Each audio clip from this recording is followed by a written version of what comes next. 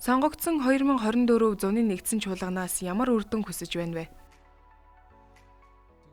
За 2024 оны зуны цугларалтаар бол бид бүхэн бол нэгдүгээрт одоо бурхны нэгдэл, бурхны доторх нэгдэл, хоёрдугаарт бол бурхны одоо дуудлагыг дахин нэг ухамсарлая гэсэн ийм сайхан одоо хүлээлттэйгээр одоо хийсэн байгаа. Тэгээд маш сайхан цугларалт болж байна гэж би ойлгож байна. Монголын Адвентист чуулган 2025 онд ямар алсын хараа зорилго чиглэлтэйгээр ажиллах вэ? Ерөнхийдөө Монголын чуулган маань, Адвентист чуулган маань бурхан цаг үе цаг болгонд өөр одоо тактик визнүүдийг бол өгдөг алсын хараа зорилгоодыг өгдөг.